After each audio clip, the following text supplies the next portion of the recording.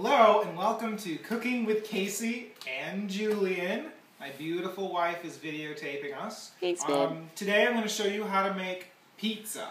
So here are my ingredients. I've got flour, a cup and a half already poured out, olive oil, pesto, mozzarella, tomatoes, a little sugar, salt, pepper, and hot water and yeast. The first step is to take a package of yeast, about a quarter of a cup of hot water just out of the tap, and pour that in, okay, and then pour in the sugar, maybe about a teaspoon or so of sugar, and mix this up nice and good, okay, see how it's mixing? Okay, welcome back. The yeast, as you can see, has proofed. Come on, take a look at this. See all these bubbles? Half of it is bubbles, most of it is bubbles now. That's great. That means the yeast is alive, ready to do its job. Take the cup and a half of flour, put it in the Cuisinart. I like to use the Cuisinart instead of doing it by my hand. We're going to actually put this on, turn the Cuisinart on, take a little bit of olive oil, maybe about a tablespoon. It gives it a nice flavor. And then we're going to start pouring water slowly. Yeast? There's yeast that's been proofed, yeah. It's going to start mixing. I want to get all those bubbles in there too. Got those bubbles going down. Like that, Julian? Making this for 10 years. So I can kind of just tell by the way it looks, by the way it feels, whether it's done. And that's pretty good. Now, I let it run in here for about a minute. Alright, so I've taken the dough out of the Cuisinart.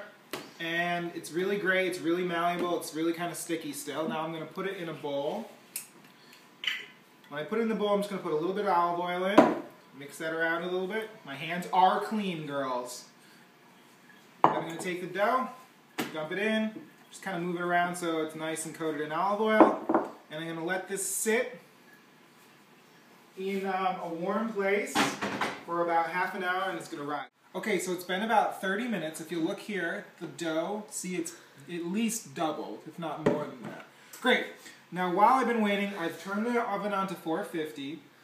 I've chopped up my cherry tomatoes, my mozzarella, got my salt, pepper, my pesto ready, and we're going to go. Alright, so the next step is to take the olive oil and to put it liberally on the pan. This is the baking pan, my pizza pan. I just use my hands to spread the oil, you know.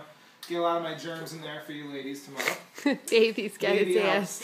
Okay, then we take our dough, which is nice and fluffy. You can see it's nice and fluffy. When you touch it, it kind of shrinks back down, which is kind of cool. Take that out and put it right there. Ooh, yeah. Okay. So now I just want to roll it out a little bit, make it a little bit more round. It's hard to do this with a baby. Jules, you want to help? Okay. Okay, nice and round.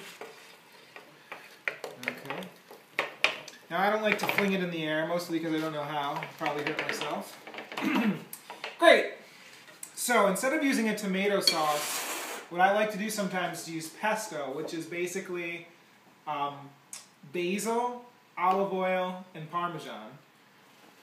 And they sell it in these jars. It's delicious. You can put it into some pasta, make some pesto pasta, and I like to use it as a base sometimes. You can see it looks really nice and green and delicious. You can see some flakes of Parmesan in there.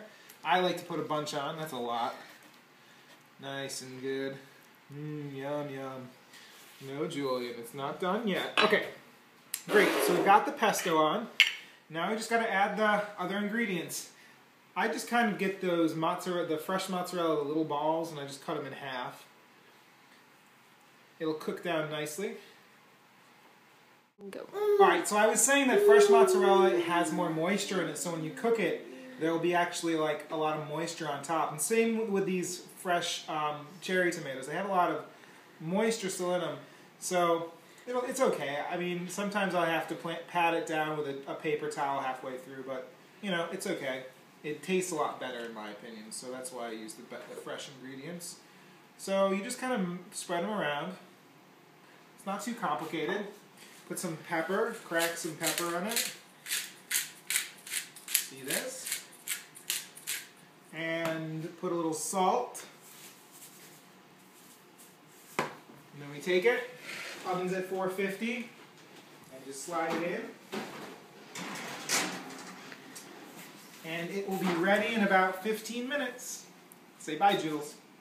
Bye, Jules. The pizza's done. Let's take a look.